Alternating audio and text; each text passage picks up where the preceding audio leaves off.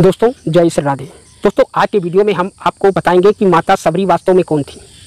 आप लोगों ने यह तो सुना होगा कि माता सबरी जो थी वो भगवान श्री राम की अनन्य भक्त थी और भक्ति के कारण भगवान श्री राम ने उनको दर्शन देकर उनका उद्धार कर दिया था। परंतु क्या आप ये जानते हैं कि माता सबरी वास्तव में कौन थी, किसका अंश थी और किस श्राप की वजह से उनको सबरी के रूप में जन्म मिला था। आइए आज की कहानी में हम इसी के बारे में बताते हैं। दोस्तों बात उस समय की है, एक बार भगवान विष्णु प्रतिदिन वैकुंठ से चित्रकूट को कथा सुनने के लिए आते थे। भगवान का प्रवचन सुनने के लिए भगवान विष्णु स्वयं आते थे। वहाँ पर एक ऋषि थे जो बहुत ही ज्ञानी थे और बहुत ही तेजस्वी थे और बहुत शक्तिशाली थे। उनके मुखार बिंदु से कथा सुनने वाले का जीवन का उद्धार हो जाता था। इसी वजह से भगवान विष्णु भी उनकी कथा सुनने के लिए प्रतिदिन वैकुंठ से चित्रकूट आते थे। एक दिन माता लक्ष्मी ने उनसे पूछ लिया कि हे नाथ, आप प्रतिदिन सुबह सुबह कहाँ चले जाते हो। भगवान विष्णु ने माता लक्ष्मी से बताया, हे देवी, हम चित्रकूटी को कथा सुनने के लिए जाते हैं। वहाँ एक ऋषि है जो इतनी अमृत भरी वाणी से कथा सुनाते हैं जिस कथा को सुनकर मनुष्य का जीवन धन्य हो जाता है। माता लक्ष्मी के मन में लालसा जागृत हो गई कि हम भी कथा सुनेंगे। कि वो ये सोच रही कि ऐसा संसार में कौन सा ऋषि है, कौन सा कथावाचक है जो हमारे त्रिलोकी नाथ को कथा सुनने पर मजबूर करता है। मैं भी उसको देखना चाहती हूँ। और उन्होंने भगवान विष्णु से आग्रह किया कि हे नाथ, आप मुझे भी उस कथा में अपने साथ ले चलो। भगवान विष्णु ने लाख समझाया माता लक्ष्मी को, वहाँ पर आपका चलना ठीक नहीं है। वो बहुत ही क्रोधी ऋषि हैं। वो नारियों पर तो बहुत ज़्यादा क्रोध होते हैं। वो मोह माया को तज करके एक लंगोटी में अपने नंगे बदन पर भस्म रमा कर कथा सुनाते हैं। वहाँ पर आप चलेंगी तो वो ऋषि हम पर क्रुद्ध हो जाएंगे और हो सकता हमको श्राप भी दे दें। इसलिए आप वहाँ ना चले तो ज़्यादा बेहतर होगा। परंतु माता लक्ष्मी ने कहा कि नाथ, आप यह मुझ पर छोड़ दो। मैं ऐसा रूप बनाकर चलूँगी कि जिसे देखकर वो ऋषि कथा सुनाने के लिए मजबूर हो जाएंगे और नारियों से नफरत करना भी बंद कर देंगे और उनकी कथा में इतनी मधुरता आ जाएगी जिससे वो अमृत के समान और ज़्यादा वर्षा अपनी वाणी से करेंगे। भगवान विष्णु ने माता लक्ष्मी के अंतरात्मा को पढ़ लिया।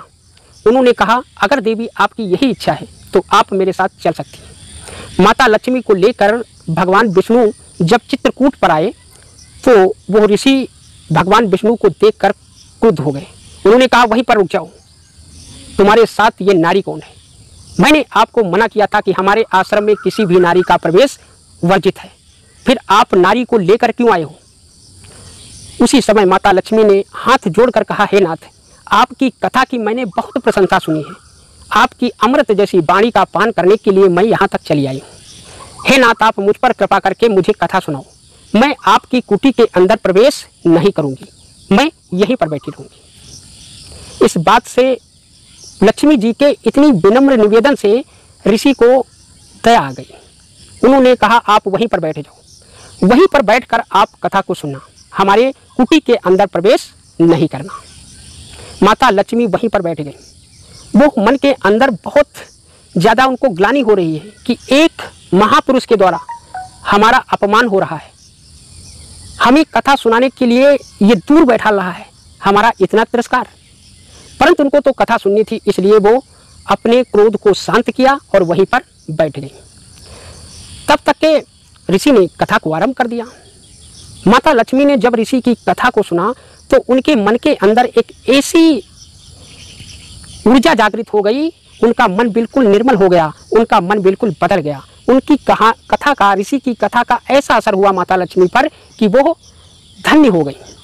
तब उनके मन में शंका आई कि काश ये ऋषि हमारे बैकुंठ में आकर हमारे हाथ से भोजन करे, हमारे बैकुंठ को पवित्र करे और वहाँ पर बैठकर कथा सुनाए तो कितना अच्छा होगा। और यही बात उन्होंने भगवान विष्णु को बुलाकर उनसे कही कि इनको निमंत्रण देकर हमारे बैकुंठ धाम को आने के लिए आप इनको निमंत्रण दीजिए, इनको बैकुंठ धाम में बुलाइए। हे नाथ, ऐसा ऋषि जब हमारे बैकुंठ धाम में आएगा तो हमारा बैकुंठ धाम एकदम पवित्र हो जाएगा। भगवान विष्णु ने भाई माता लक्ष्मी की आज्ञा का पालन किया और ऋषि से जाकर निमंत्रण दिया।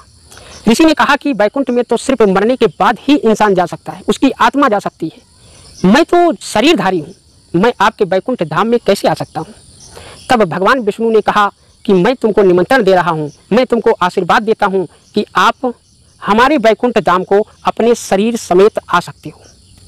ऋषि ने उनके निमंत्रण को स्वीकार किया और एक दिन वैकुंठ धाम ऋषि जा पहुंचा। वैकुंठ धाम को जब गया तो विष्णु ने उसका आदर सत्कार किया, आसन दिया और माता लक्ष्मी स्वयं उसके लिए भोजन बनाने लगी। जब रसोई में माता लक्ष्मी स्वयं उस ऋषि के लिए भोजन बना रही हैं और जब उसका भोजन परोसा गया तो उसमें सब कच्चा भोजन था, यानी दाल चावल कढ़ी वगैरह ये कच्चे पदार्थ बने हुए थे। तब ऋषि ने देखा तो उनको बहुत गुस्सा आया, बहुत क्रुद्ध हो गए। उन्होंने कहा कि हमारा इतना अपमान, हमें कच्चा भोजन दिया जा रहा है।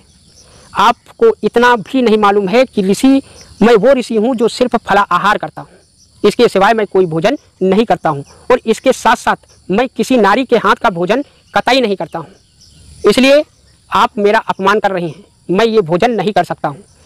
तब माता लक्ष्मी को बहुत ज़्यादा क्रोध आया। उन्होंने इतना क्रुद्ध हो गई, उन्होंने ऋषि से कहा कि आप लोग जब हमारी पूजा करते हो, हमें भोग लगाते हो, जब हम भोग ग्रहण करते हैं तब आप लोग भोजन करते हो, हमारा जूठा खा सकते हो, परंतु हमारे हाथ से बना हुआ भोजन आप नहीं कर सकते हो, ऐसा क्यों? तब ऋषि ने कहा कि हे देवी, हमारा ये नियम है, हम किसी भी नारी का बना हुआ भोजन नहीं करते हैं और कच्चा भोजन कतई नहीं करते हैं, हम सिर्फ फलों का आहार करते हैं। इससे माता लक्ष्मी बहुत क्रुद्ध हो गई। उन्होंने कहा कि सारा जगत हमारा जूठा खाता है और ये ऋषि हम ही को ज्ञान दे रहा है। उन्होंने ऋषि को श्राप दे दिया और ऋषि को श्राप दिया कि मैं तुम ऋषियों को श्राप देती हूँ कि तुम लोग रोटी पर रोटी रखकर कभी नहीं खा पाओगे, वस्त्र अच्छे कभी नहीं पहन पाओगे, तुम लोग हमेशा भोजन के लिए और वस्त्रों के लिए हमेशा एक ही कपड़े में रहोगे और ऐसी ही रूखी सूखी रोटी खाकर अपना जीवन यापन करोगे। ऋषि ने हाथ जोड़कर कहा, माता, हमारा जीवन धन्य हो गया, आपने हमारे जीवन को धन्य कर दिया, आपने ऐसा श्राप नहीं, ऐसा आशीर्वाद दिया है मेरे को। हम ऋषियों को ज़्यादा भोजन की आवश्यकता ही कहाँ है, हमें अच्छे कपड़ों की आवश्यकता ही कहाँ है, हमें तो रूखा सूखा चाहिए। तभी से दोस्तों ऋषि लोग जो हैं तो एक रोटी मोटी सी बनाते हैं और उसी का भोजन करते, अगर वो संपूर्ण ऋषि है तो, और एक ही कपड़े में रहता है अगर वो संपूर्ण ऋषि है तो। यह श्राप दे दिया ऋषि को माता लक्ष्मी ने।